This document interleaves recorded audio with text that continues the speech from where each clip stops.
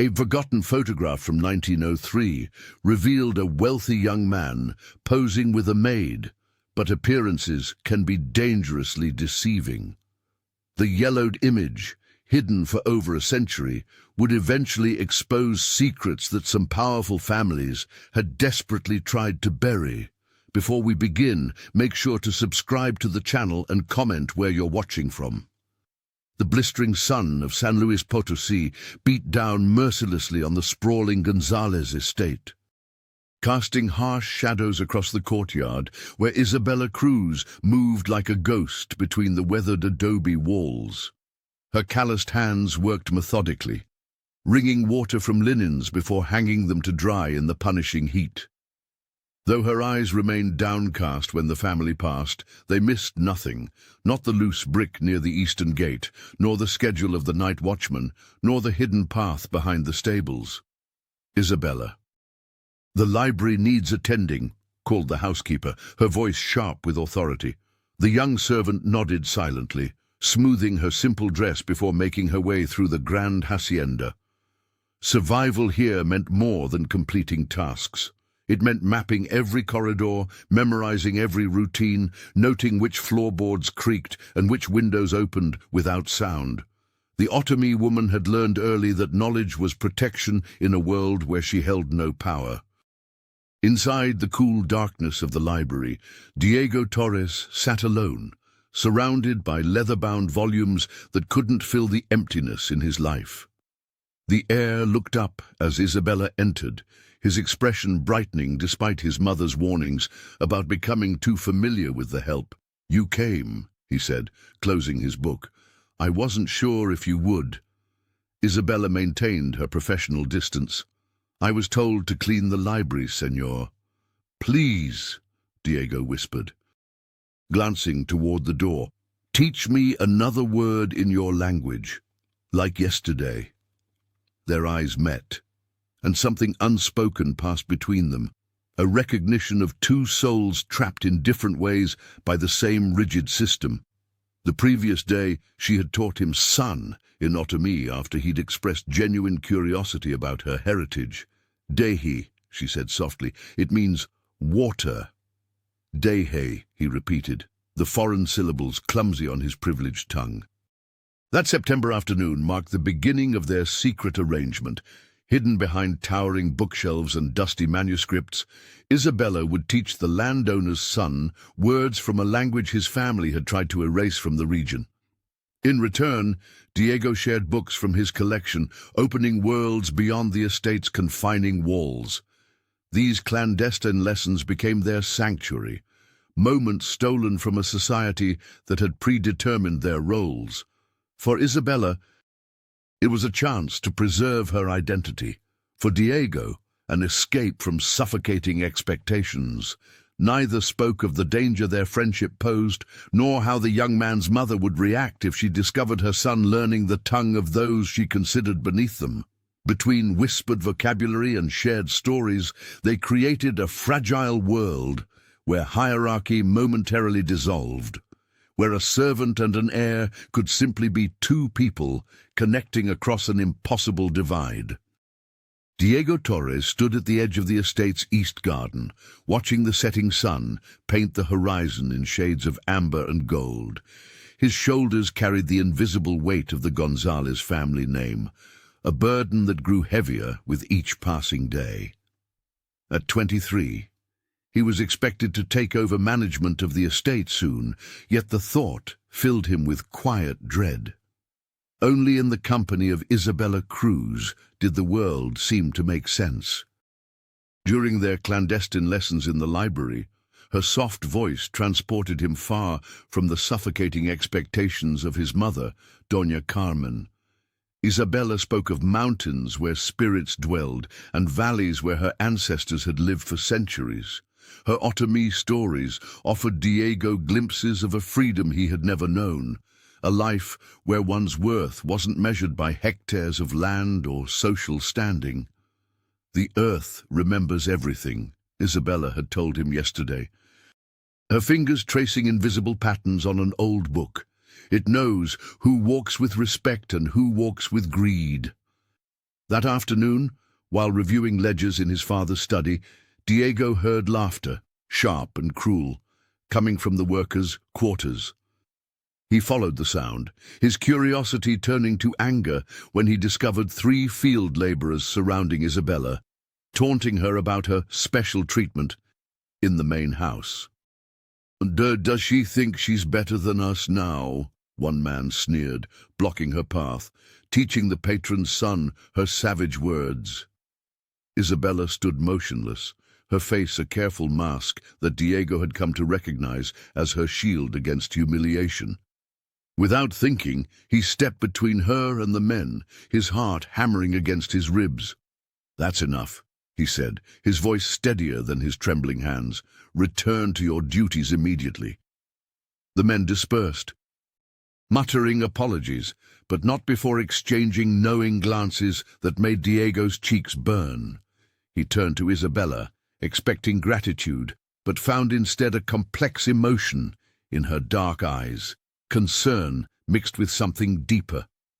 "You shouldn't have done that," she whispered. "Now they'll talk."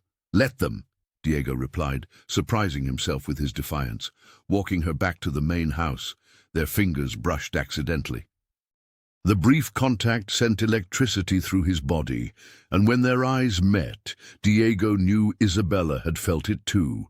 Something dangerous had awakened between them, a connection that defied the rigid boundaries of master and servant, of Spanish and Otomi blood. That night, unable to sleep, Diego paced his room, replaying the moment in his mind. He had been raised to believe people like Isabella existed to serve his family. Yet in her presence, he felt like the one who had been imprisoned all along, while she, despite her circumstances, possessed a freedom of spirit he desperately craved. November brought cooler winds to San Luis Potosí, but the atmosphere inside the González estate grew increasingly heated. The whispers began in the kitchen first, hushed conversations that would abruptly cease whenever Isabella Cruz entered the room. The other servants had noticed the small luxuries appearing in her quarters, a bar of lavender soap from the capital, fabric of a quality no servant could afford, and most telling of all, a small copper brazier to warm her modest room during the chilly nights. "Who gives such gifts to a mere servant?" Consuelo, the cook's assistant, muttered one evening as Isabella passed by. The young woman kept her eyes down, pretending not to hear, but her heart raced beneath her simple dress. The mystery didn't remain unsolved for long. Diego Torres had been careless with the household ledgers. His attempts to disguise the purchases as general supplies or maintenance materials might have fooled his father, who rarely concerned himself with domestic matters, but not the sharp eyes of his mother. "Administrative oversights," Diego stammered when confronted by the estate manager about the discrepancies. His hands trembled as he shuffled papers, creating a diversion of clerical confusion. The items were necessary for improving conditions in the workers' quarters, but suspicion, once planted, grew like the estate's prized orchids, carefully tended by whispers and sideways glances. The staff noticed how Diego's eyes followed Isabella across the courtyard, how he lingered in rooms where she worked, how their conversations seemed to contain hidden meanings. Isabella felt the change acutely. The other servants kept their distance, some from jealousy, others from fear of association. She carried out her duties with the same quiet efficiency, but inside, anxiety gnawed at her. Each gift from Diego, meant as tokens of affection, now marked her as different, dangerous. Worst of all was Doña Carmen Torres. The matriarch had begun to observe Isabella with calculated interest. During formal dinners, when Isabella served alongside other staff, she could feel the older woman's gaze tracking her movements. When Isabella helped arrange flowers in the main hall, Carmen would appear suddenly, asking pointed questions about her background, her family, her aspirations. "You speak remarkably well for someone of your position," Carmen remarked one afternoon.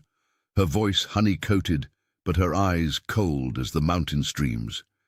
"One might think you had ambitions beyond your station." Isabella lowered her gaze. "I only wish to serve the household properly, Senora." But both women understood the unspoken truth. Carmen saw not just a servant in Isabella, but a potential disruption to generations of carefully maintained social order. Her legacy, built on clear distinctions between those who served and those who were served, faced a threat she had not anticipated: her own son's heart. For Isabella, Carmen's attention felt like a physical weight, a chain tightening with each passing day, binding her to a fate she increasingly feared she could not escape. The winter storm battered the Gonzalez estate, winds howling through the corridors like restless spirits.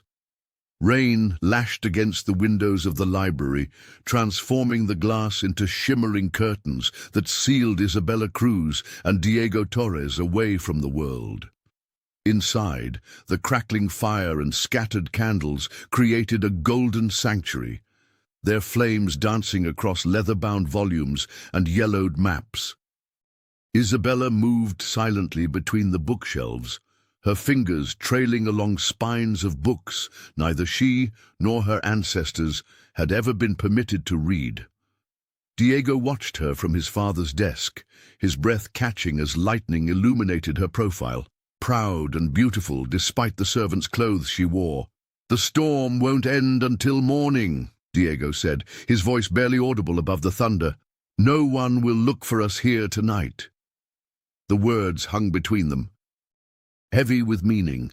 For months they had circled each other, their lessons in autonomy becoming excuses to exist in the same space, to breathe the same air. Isabella turned to him, her dark eyes reflecting candlelight. "What are we doing, Diego?" she whispered, using his first name without the formal address for the first time. The air rose from his chair, crossing the distance between them with trembling steps. His hand reached for hers, hesitant yet determined. When their fingers touched, something electric passed between them, a current stronger than the lightning outside. "I don't know," he confessed, "but I cannot pretend any more." Their lips met in the shadows between bookshelves, tentative at first, then with growing hunger. Months of forbidden glances and accidental touches culminated in this moment as they surrendered to desires that defied every boundary society had placed between them. Later, they lay entwined on the library's Persian rug, surrounded by open books and unfurled maps, countries and continents they would never see together. The candles burned low, casting long shadows across their skin. Isabella took Diego's palm in her hands, studying the lines etched there. "My mother said our futures are written here," she murmured, tracing the creases with her fingertip. She began to sing softly, an ancient Otomi lullaby about stars finding their way home. The melody filled the library, weaving between the shelves like something alive. Diego listened, entranced, then attempted to repeat the words. His pronunciation was clumsy, his tongue stumbling over the unfamiliar sounds, but his sincerity was unmistakable. Isabella's laughter bubbled up, warm and genuine before she could stop it. The sound contained equal measures of joy and terror, of hope and foreboding. "Again," she urged, guiding him through the words once more. Outside, the storm continued its assault on the estate, but within the library's walls they had created something fragile and precious, a moment suspended between worlds, between who they were supposed to be and who they longed to become. January arrived with a bitter chill that crept through the adobe walls of the Gonzalez estate. Isabella Cruz pulled her thin shawl tighter as she emptied chamber pots and swept floors, the cold settling deep in her bones. But it wasn't the winter air that truly frightened her. It was the persistent nausea that greeted her each morning before dawn. In the quiet darkness of her small room, Isabella counted days on her fingers, tracked the moon cycles she'd been taught to observe since girlhood. The realization struck her with both wonder and terror. Her body now harbored a secret that could destroy everything. 3 missed cycles, she whispered to herself in Otomi, hands trembling as they rested on her still flat stomach. The child growing within her, Diego's child, was both miracle and danger. Isabella developed careful habits. She hid her morning sickness by volunteering for early kitchen duties, where she could disguise her retching as reaction to strong cooking smells. She loosened the ties of her apron, adjusted her movements to appear normal despite the constant fatigue weighing on her limbs. Doña Carmen's hawk-like gaze followed her through corridors, making Isabella's heart race whenever the matriarch appeared. "You seem distracted lately," the woman remarked one afternoon, voice sharp as a blade. "I expect better from someone who enjoys such generous treatment in this household." Isabella lowered her eyes. "Forgive me, Senora. The winter affects my health sometimes." At night, she whispered protective prayers learned from Maria Esperanza, imagining them forming a shield around the tiny life inside her. What future could this child possibly have? The offspring of a wealthy heir and an indigenous servant would belong nowhere. Too indigenous for the Torres world, yet marked by privilege, the Otomi community would view with suspicion. Diego noticed the change in her. During their secret library meetings, his fingers would brush against hers, his eyes questioning.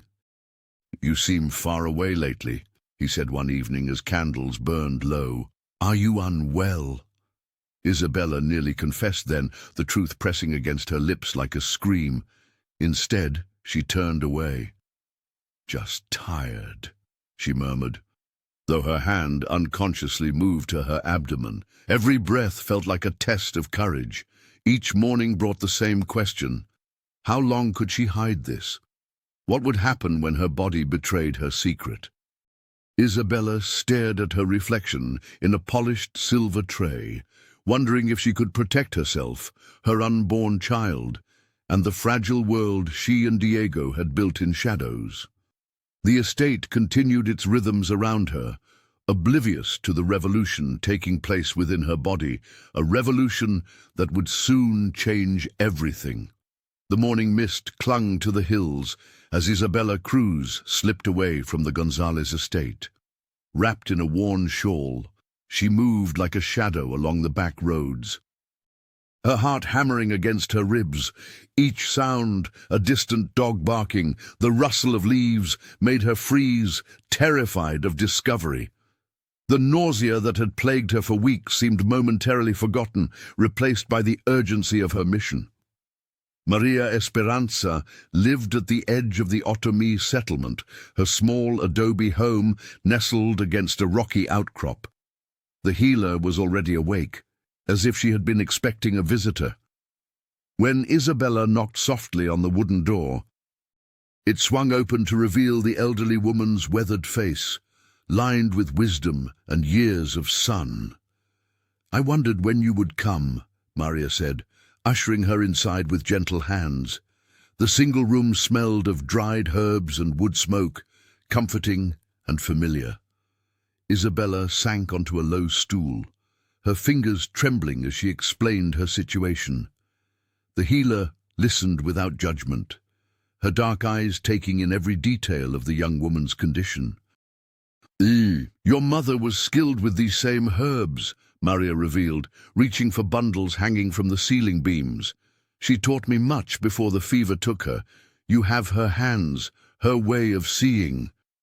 This revelation startled Isabella. "You knew my mother. She was my teacher before I became the one who teaches."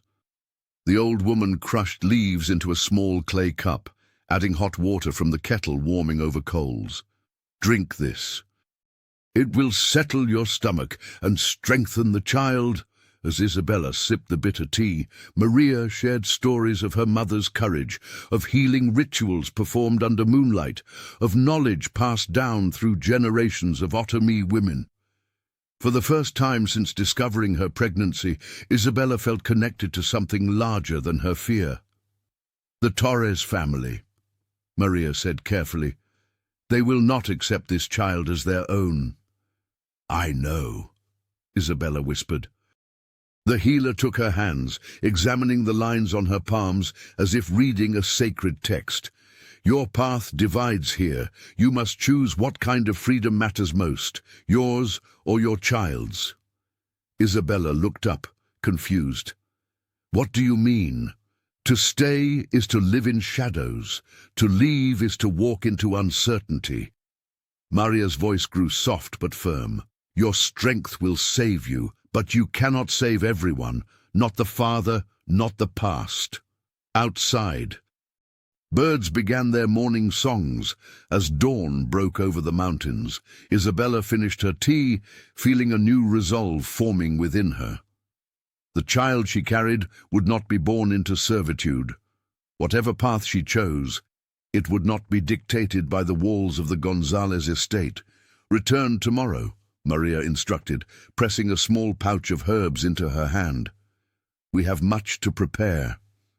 Diego Torres noticed the change in Isabella Cruz before anyone else could. They were seated in the library as usual, sunlight streaming through the tall windows, dust particles dancing in the golden beams. Isabella had been teaching him the subtle inflections of Otomi verbs when suddenly she winced, her right hand fluttering instinctively to her stomach. "Are you unwell?" Diego asked, his voice barely above a whisper. Isabella's eyes met his, wide with unspoken truth. In that moment, understanding dawned on his face, draining it of color. The heir to the Gonzalez estate sat frozen, his mind racing through calculations of time and possibility. "How long have you known?" he finally managed, his fingers trembling as they reached for hers across the table. 3 weeks, she replied, pulling her hand away and straightening her posture. "I've been careful. No one else suspects." The revelation transformed their secret lessons. Diego began arriving with small parcels hidden in his coat, herbs from the market that might ease her morning sickness, a journal where she could record her thoughts. His concern was genuine, but it complicated everything for Isabella.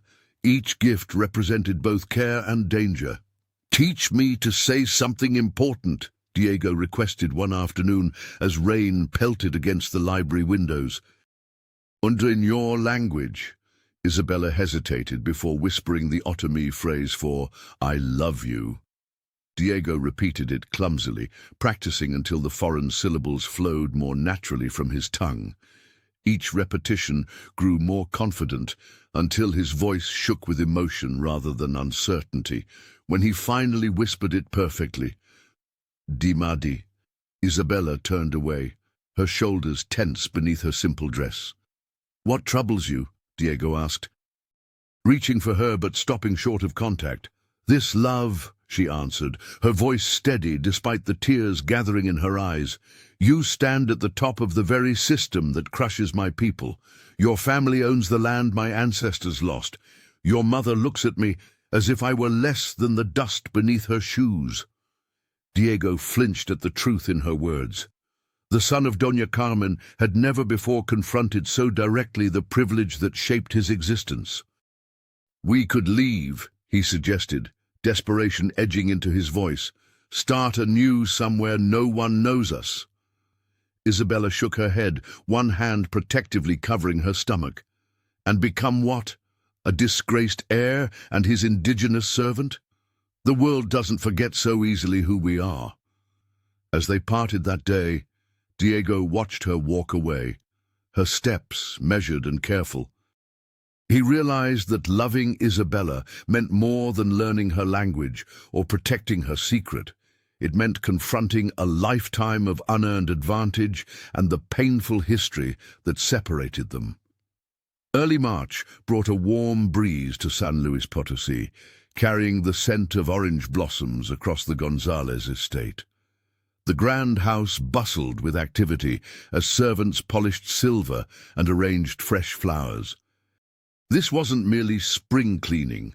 Doña Carmen Torres had commissioned a photograph to commemorate the family's position in society. "It will showcase our legacy," Carmen announced during breakfast, her voice crisp as her starched collar, "and our commitment to education." Her eyes fixed on her son across the table. "Diego, Isabella Cruz will stand beside you as your reading companion." Diego nearly choked on his coffee. "Mother, I don't think it's decided," she interrupted.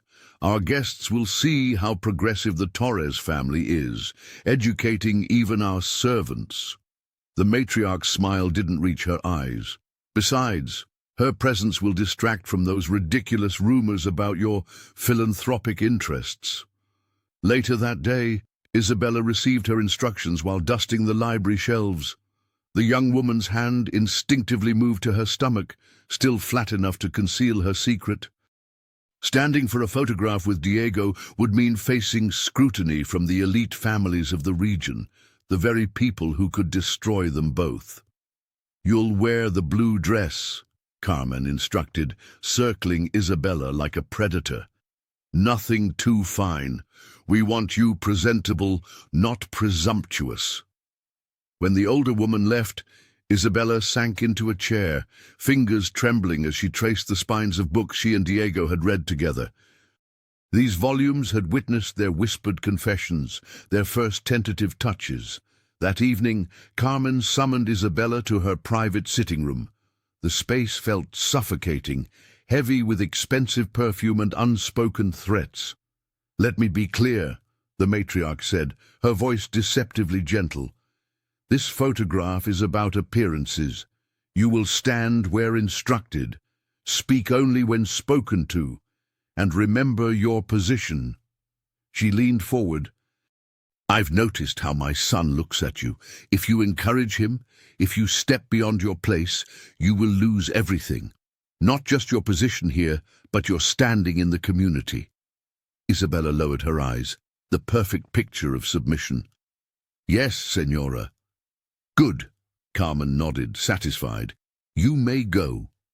But as Isabella walked through the moonlit corridor to her quarters, something shifted within her, the child growing inside her, this tiny, secret rebellion, gave her strength she hadn't known she possessed. Her hand rested on her belly, and she whispered an Otomi blessing her mother had taught her. For the first time since arriving at the estate, Isabella felt her fear transforming into something harder, more resilient. She would not bow her head in that photograph. She would not let Carmen's threats dictate her story. Whatever came after, she would face it standing tall, for herself, for her child, and for the love that had awakened her to possibilities beyond these walls. The morning of the photograph arrived with unusual clarity. Isabella Cruz stood before a cracked mirror in her small quarters, adjusting the borrowed white blouse that felt too stiff against her skin. The woven skirt, a deep indigo with traditional Otomi patterns, was her own, one of the few possessions she had brought from her village. Her fingers trembled slightly as she smoothed the fabric, conscious of the life growing within her. Outside in the courtyard, servants bustled about arranging chairs and tables under the Gonzalez estate's imposing arches. Jasmine bloomed in clay pots, its sweet scent drifting through the warm air, mingling with the nervous tension that seemed to permeate every corner of the hacienda. "You look beautiful," came a soft voice from the doorway. Diego Torres stood there, resplendent in a pale linen suit that highlighted the warmth of his complexion. His eyes, usually bright with enthusiasm during their secret lessons, now carried shadows of worry beneath them. "Your mother will not approve," Isabella whispered, instinctively placing a protective hand over her stomach. The heir shook his head. "Today, she wants to show our benevolence to the visiting governor. The photograph is her idea, to demonstrate how progressive the Torres family is by featuring my reading companion." His voice turned bitter on the last words.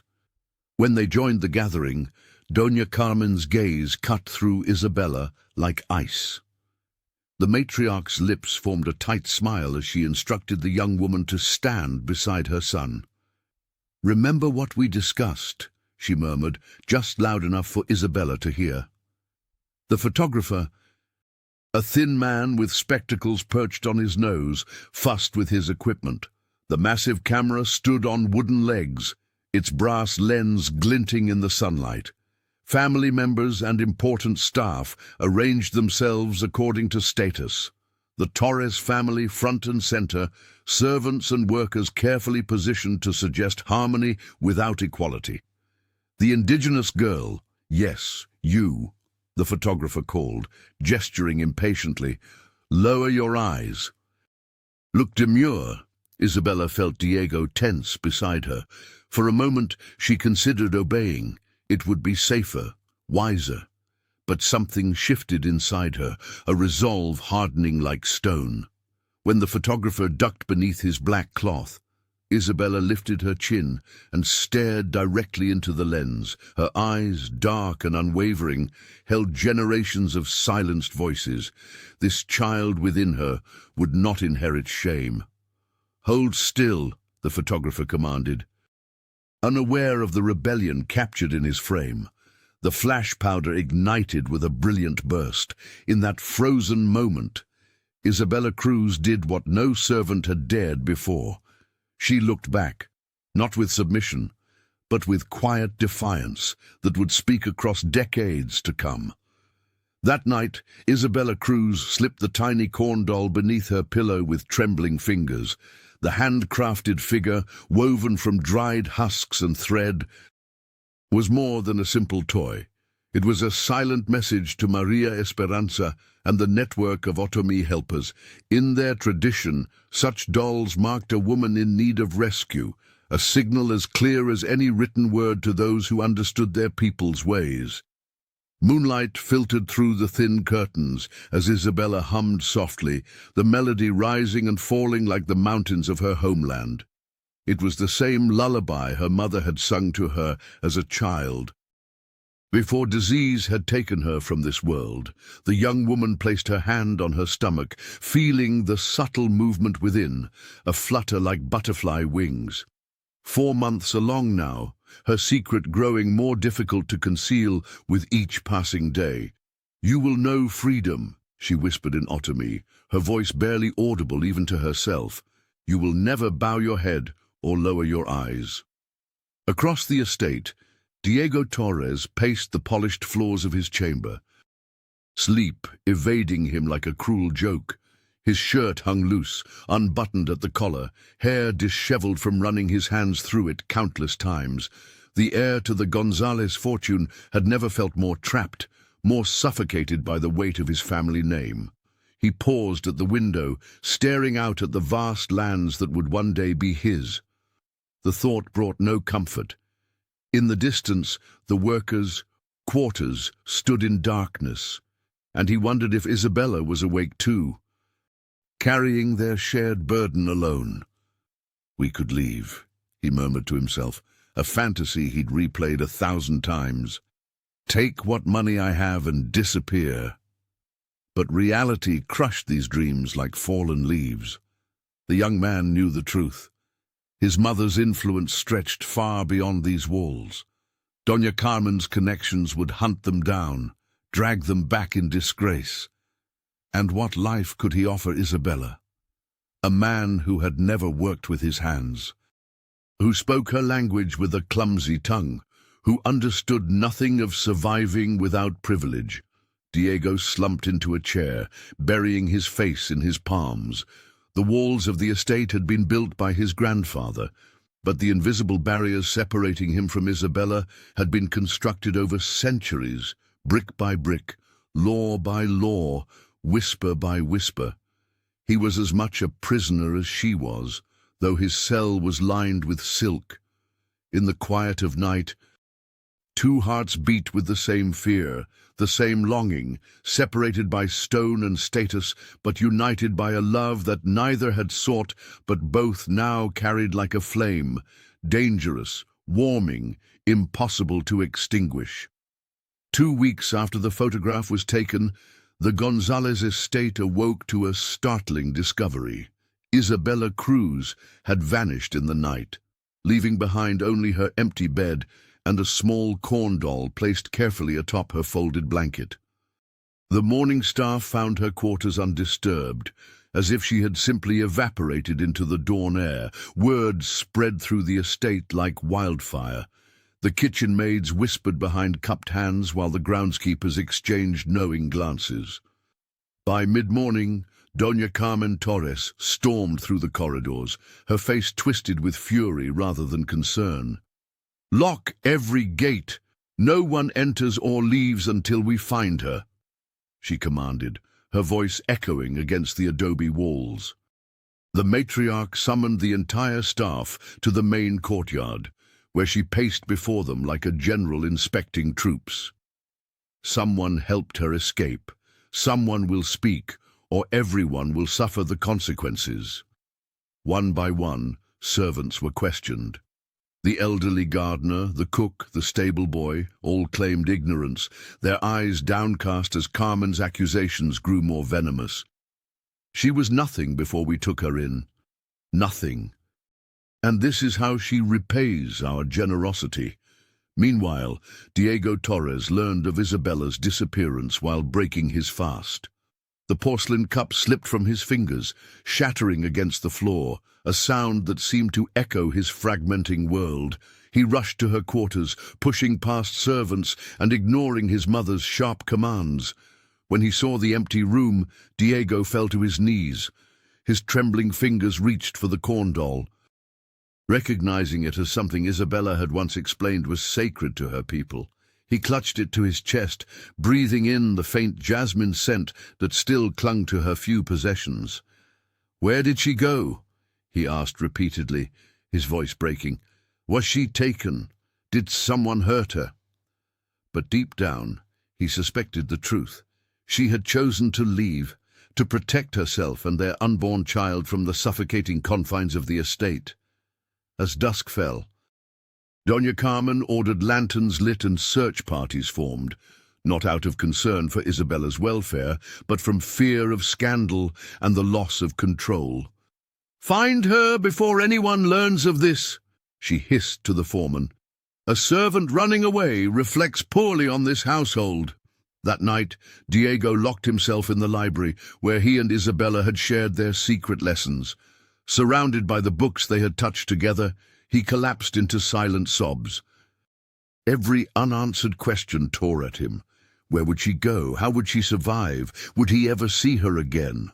Outside his window, the moon illuminated the distant hills where, unknown to him, Isabella was already being guided to safety by hands more gentle than any she had known at the Gonzalez estate.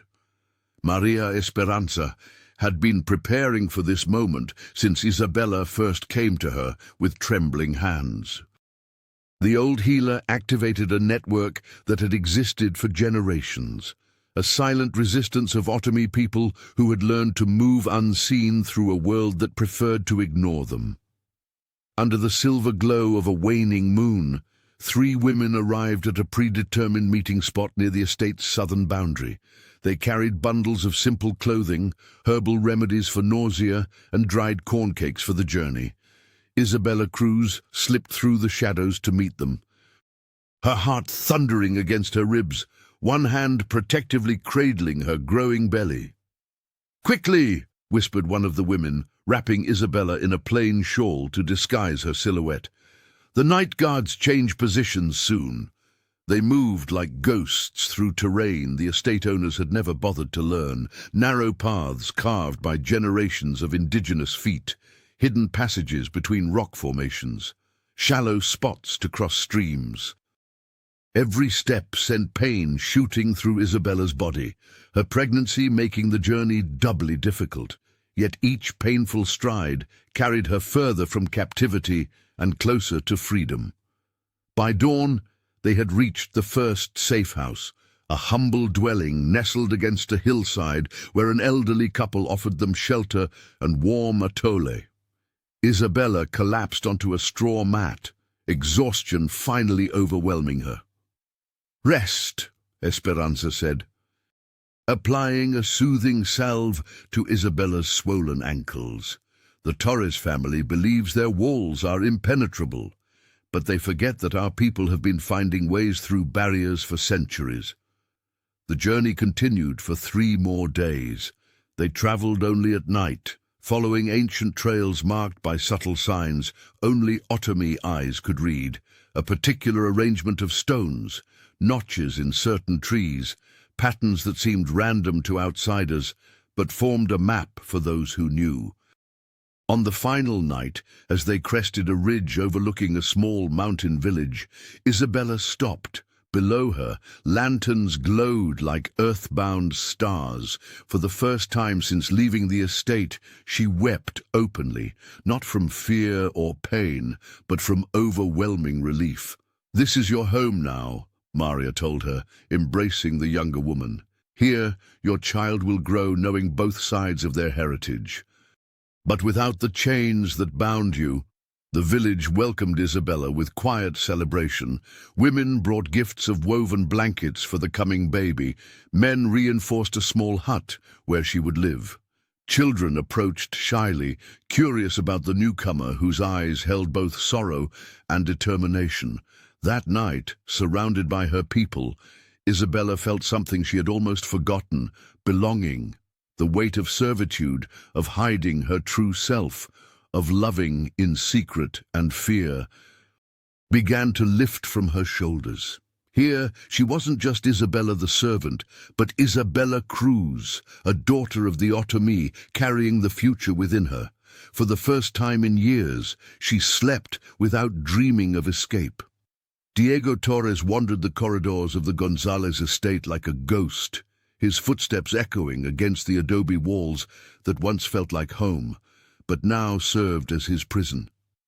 3 weeks had passed since Isabella Cruz's disappearance, and each day without her dimmed the light in his eyes further. The servants whispered as he passed, their gazes a mixture of pity and suspicion. "Have you eaten today, son?" his father asked one evening, concern etching lines around his eyes. Diego merely nodded, though he couldn't remember his last proper meal. Food had lost its taste, music had lost its melody. He avoided his mother entirely, unable to bear Doña Carmen's thinly veiled relief at Isabella's absence. At night, he would slip into the library where they had shared their secret lessons, running his fingers over the books they had read together. He practiced Otomi phrases under his breath, as if speaking her language might somehow bring her back. "Where are you?" he whispered to the empty room. "Did I fail you?" The estate continued its rhythms around him.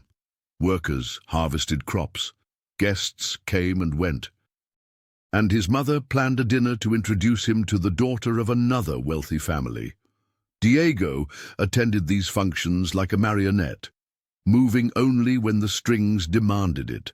One particularly difficult evening, after enduring hours of meaningless conversation about cattle prices and marriage prospects, Diego retreated to his room and collapsed onto his bed. His hand slipped beneath the pillow, searching for nothing in particular, when his fingers brushed against something unfamiliar. The corn doll, small and intricately woven, it had been Isabella's constant companion. Diego held it to his chest, inhaling deeply, searching for any trace of her scent. As he turned it over in his hands, he noticed a small opening in the back, carefully stitched but distinct. With trembling fingers, he gently pulled at the threads. Inside was a folded scrap of cloth, worn and soft. Unfolding it carefully, he recognized the Otomi symbols Isabella had taught him to read.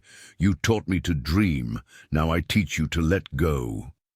Diego pressed the cloth to his lips, tears finally breaking through the numbness that had encased him.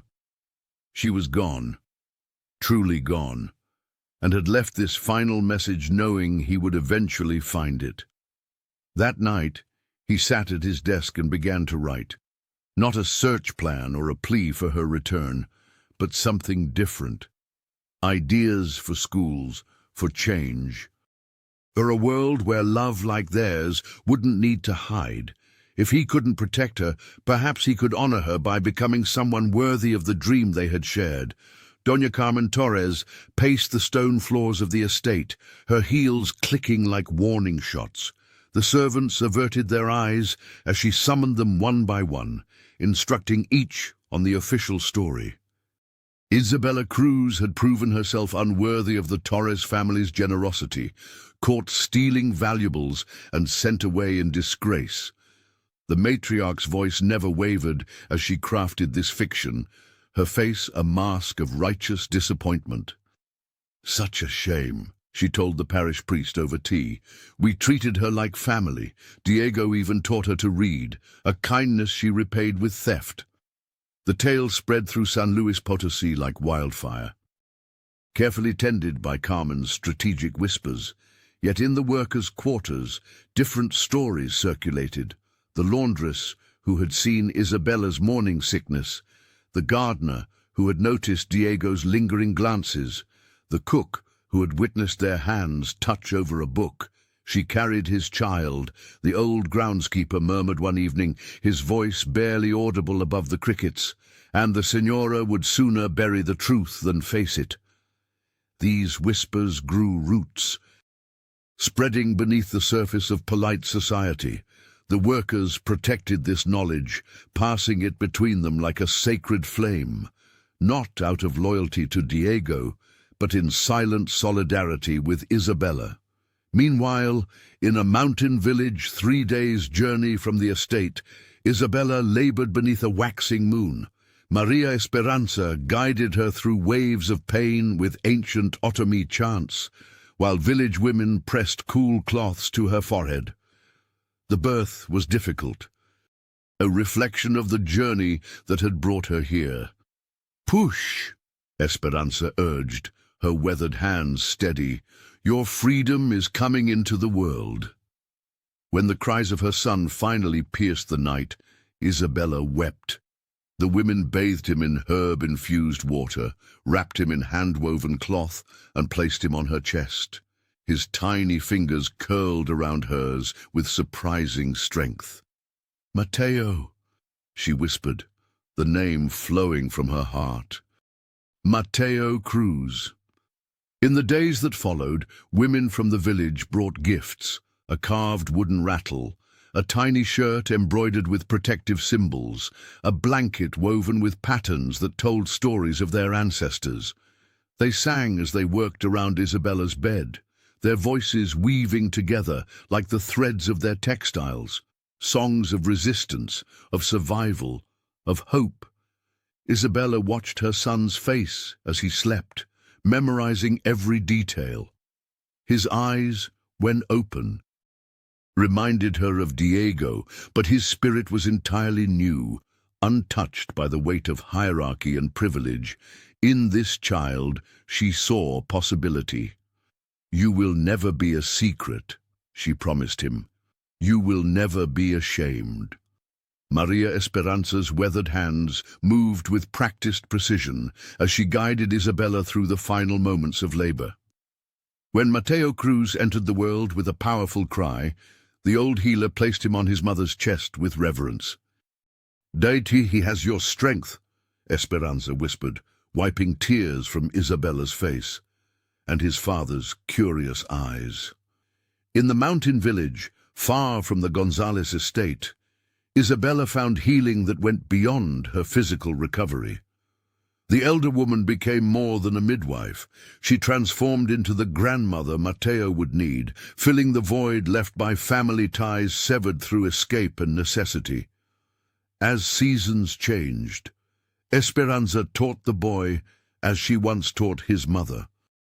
She showed him how to identify healing plants, crushing leaves between his tiny fingers so he could memorize their scent. "Medicine isn't just in the herbs," she would say, "but in knowing when and how to use them." Mateo absorbed everything, his quick mind reminding Isabella of Diego's thoughtful gaze during their secret lessons years before. The village embraced them fully. Women taught Isabella traditional weaving patterns, while men built a small but sturdy home for her and the child. Their acceptance healed wounds that no herbal remedy could touch, the scars of servitude and separation that had marked her soul. By his 5th birthday, Matteo spoke Otomi with the confidence of one born to the language. He would sit with Esperanza under starlight, learning stories of their ancestors while Isabella watched from the doorway.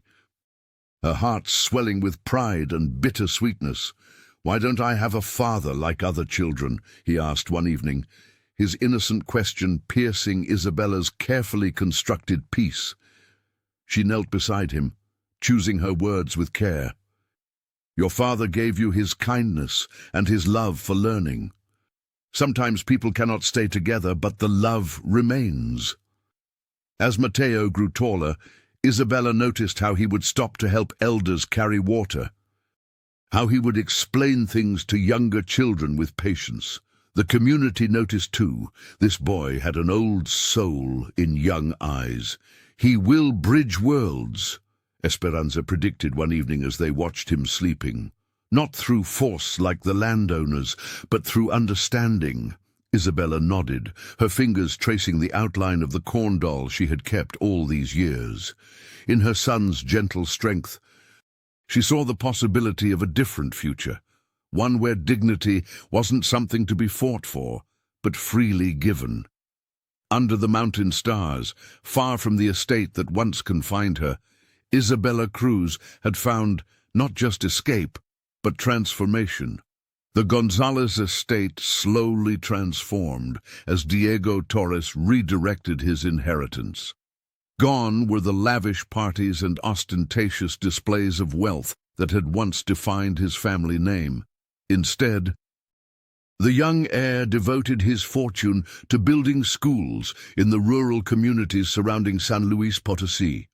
Each modest structure rose from the earth like a promise, brick by brick, hope by hope. "Education is freedom," Diego would say quietly to the village elders who eyed him with suspicion. They remembered him as the privileged son of Doña Carmen. Yet here he stood, humbled and changed. His hands, once soft from a life of luxury, now bore calluses from working alongside local builders. In the evenings, Diego would sit with Otomi elders, his notebook open, carefully transcribing their words. Learning their language became his obsession, each phrase a tenuous connection to Isabella Cruz.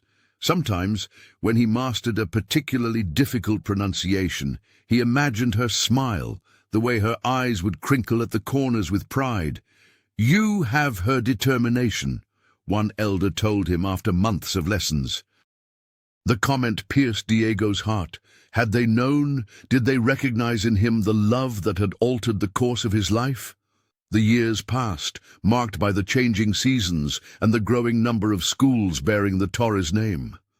Diego lived simply now, occupying just one wing of the sprawling estate, the rest converted into a teacher training center.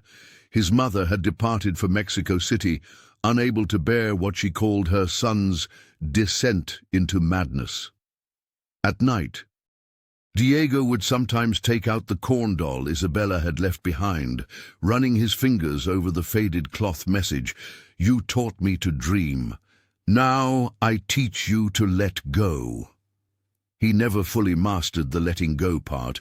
Rumors occasionally reached him of a woman and child living in a mountain village, but Diego never pursued them. This was his penance, to respect her choice, to honor her freedom by not intruding upon it. When potential matches were suggested by concerned friends, Diego would smile politely and decline. "My heart is occupied with other matters," he would say, gesturing to the maps showing planned school locations. What Diego never knew was that in one of those mountain villages, a boy named Matteo Cruz was growing strong under the watchful eyes of Maria Esperanza and his mother. The child inherited Isabella's quick mind and Diego's thoughtful gaze. And one day, drawn by a desire to serve his community, Matteo would walk through the doors of a school built by the father he never met, carrying forward a legacy neither parent could have imagined. Diego Torres never remarried. His life became a quiet testament to transformation, how love, even when lost, could redirect a river's course and change the landscape forever. The yellowed photograph sat forgotten in a dusty box for nearly 8 decades before Ana Morales discovered it while researching indigenous resistance movements at the San Luis Potosí Convent Archive. The anthropology student had been sifting through documents for days when the image caught her attention, not for its composition, but for the defiant gaze of the young woman standing beside the heir. "This isn't submission," Ana whispered, tracing her finger over Isabella Cruz's face. Unlike other servant photographs from the era, where indigenous staff kept their eyes downcast, this woman stared directly into the camera with unmistakable dignity. The archivist, Sister Magdalena, could only provide basic information. The González Estate Collection, 1903. The young man is Diego Torres, son of the landowner. But when Ana inquired about the woman, the records fell silent, armed with a photocopy and her tape recorder. The student began a journey that would consume the next 3 years of her life. She traveled to villages surrounding San Luis Potosí, interviewing elderly residents who might remember stories passed down about the estate. Most doors closed when she mentioned the Torres name. Decades of oppression had taught caution. In a small mountain community, Ana finally found Luisa, an 86-year-old weaver who recognized the photograph immediately. "Isabella Cruz," the old woman said, touching the image with reverence. "My grandmother's cousin. They called her the one who refused to bow." Through fragments of memories, village songs, and faded letters, Ana pieced together a narrative that contradicted official records. The relationship between Isabella and Diego wasn't simply that of servant and master, but a forbidden love that challenged the rigid social hierarchy of pre-revolutionary Mexico. In a one-room schoolhouse built with Torres family funds, Ana met an elderly teacher, Mateo Cruz, whose resemblance to both figures in the photograph could not be coincidental. Though initially reluctant, he eventually shared stories his mother had told him about his father, a privileged man who learned compassion through love. "My mother taught me that courage isn't about fighting," Mateo explained, his weathered hands resting on the photograph. "Sometimes it's about walking away to protect what matters most." As Ana compiled her research, the story transformed from academic pursuit to personal mission. The photograph that had been intended to display the Torres family's benevolence instead documented a moment of quiet rebellion. A servant who refused invisibility, a woman who chose freedom over security, and a love that, though lost, created ripples of change across generations. In her thesis, Ana wrote, "History is not just what's recorded in official documents, but what lives in the eyes of those who dared to look back." Ana Morales spent months tracking down the elders of the Otomi community, recording their testimonies on her portable device. In a small village nestled among the mountains, she found 3 women in their 80s who remembered the night Isabella Cruz disappeared. "We carried her like a treasure," recalled Sophia, the oldest of the 3, her weathered hands gesturing to the hills. 20 women formed a chain from the estate to the mountains. We passed her from house to house, singing softly so the spirits would protect her journey. Another elder described how Maria Esperanza had orchestrated the escape, using a network of servants and farmers who had suffered under the González family for generations. "Isabella wasn't the first to flee, but her story became our victory," she explained, her eyes bright with the memory. The anthropology student meticulously documented these accounts, cross-referencing them with estate records and birth certificates. When she finally presented her findings at the Otomi Cultural Center, the forgotten photograph became the centerpiece of an exhibition celebrating indigenous resistance. Visitors from across Mexico came to see the image, now displayed in a place of honor. The caption beneath it told not of a servant and master, but of two souls who had challenged the rigid boundaries of their time. Scholars debated its significance, but the Otomi people claimed it as proof that their stories could not be erased from history. On the opening day of the exhibition, an elderly man with gentle eyes and silver hair stood silently before the photograph. Mateo Cruz, now 77, gazed at the faces of his parents, one he had known and loved. The other a mystery he had pieced together through stories and fragments. "My mother never spoke ill of him," Mateo confided to Ana when she approached him. "She said Diego Torres gave her the courage to claim her freedom, even if they couldn't share it." His fingers trembled as they hovered near the glass, not quite touching the image of Isabella's defiant gaze. "I became a teacher because of him," he added. "Without knowing it, I followed the path he created with those rural schools." The researcher watched as tears gathered in the old man's eyes, not of bitterness, but of recognition. For decades, Mateo had carried his heritage in whispers and private rituals. Now, surrounded by community members and historians alike, his dual lineage was acknowledged openly. "Look at her eyes," he said to those gathered around. "My mother knew that someday someone would see the truth in this image." She wasn't just posing for a photograph, she was sending a message across time. The Gonzalez estate, once a monument to wealth and power, now surrendered to nature's reclamation.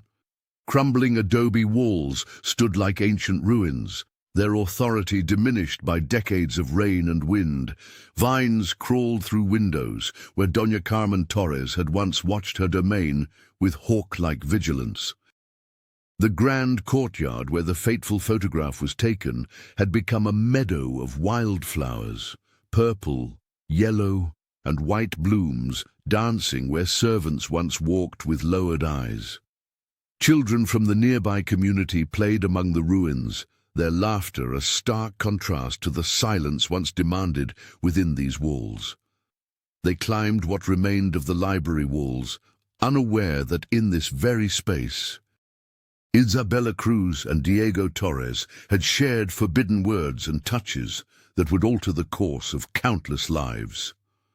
"My grandmother said a brave woman once lived here," a young girl told her friends as they wove crowns from the wildflowers. "She escaped in the night and became a legend." The story of Isabella had indeed transformed from whispered secret to celebrated history. In the Otomi Cultural Center, her photograph hung prominently, her unwavering gaze inspiring visitors decades after she'd stood before the camera. School children learned about her courage, women studied her defiance, and historians examined how one servant's refusal to lower her eyes challenged an entire system of oppression. Ana Morales' research had been published to critical acclaim, documenting not just Isabella's escape, but the ripple effects of her choices. The anthropologist had tracked how Isabella's influence spread through the mountain village where she raised Mateo, how her healing knowledge combined with Maria Esperanza's teachings created new traditions of resistance and remembrance. In the village school, built with funds from Diego's inheritance, teachers spoke of both Isabella and Diego, not as forbidden lovers, but as people who recognized humanity where society had drawn barriers. They taught that transformation comes not from grand gestures, but from quiet courage sustained through generations. Isabella's legacy lived most powerfully in the families descended from those she had helped heal, in the language she had preserved through her son, and in the dignity she had reclaimed not just for herself, but for her community. She had not merely escaped a life of servitude. She had transformed her pain into a power that outlived the walls built to contain her. The estate continued to crumble, returning to the earth from which it rose, But Isabella's story, once buried by silence and shame, now bloomed like the wildflowers, resilient, beautiful, and impossible to ignore. And so, a single photograph, meant to enforce order, became the key to unraveling the lies that held two families captive. What Doña Carmen had intended as a display of her family's benevolence instead preserved the most powerful act of defiance San Luis Potosí had ever witnessed. The truth shines through Isabella Cruz's unwavering gaze. Dignity cannot be erased, and love, once awakened, changes everything. When Ana Morales first discovered the image in the convent archive, she couldn't have known how it would transform her understanding of Mexican history. The anthropology student spent years piecing together testimonies, following paper trails through dusty records, and visiting remote villages where Isabella's story had become legend. What began as academic research evolved into a mission to restore justice to those erased from official narratives. The Gonzalez estate, once a monument to wealth and power, now stands abandoned. Nature reclaims the adobe walls where Isabella once moved silently, memorizing every escape route. Wildflowers push through cracked tiles in the courtyard where the photograph was taken, their persistence a fitting tribute to the woman who refused to lower her eyes. At the Otomi Cultural Center, elderly women still sing songs about the servant who outsmarted the landowners. They tell children how Maria Esperanza guided Isabella through moonlit trails to freedom, carrying not just her unborn child, but the hope of generations within her, Mateo Cruz's descendants, teachers, healers, and activists continue their ancestors' legacy of crossing boundaries and building bridges. Diego's schools stand as silent testimony to his lifelong penance. Though he never found Isabella again, his transformation from privileged heir to advocate for education honored her in ways he could never fully understand. The lessons he learned in Otomi became his prayer, his way of keeping her memory alive. Some stories wait a lifetime to be told. This one waited for someone brave enough to look beyond the surface, to recognize that what appeared to be a simple portrait of master and servant was actually the beginning of a revolution. The photograph, now displayed prominently in museums across Mexico, has become a symbol of resistance, a reminder that history is written not just by those with power, but by those with the courage to stare directly into its lens. In Isabella's eyes, we see not submission, but determination. Not servitude, but sovereignty. And in that gaze, captured forever in black and white, we witness the moment when one woman decided that her story and her love would not be forgotten.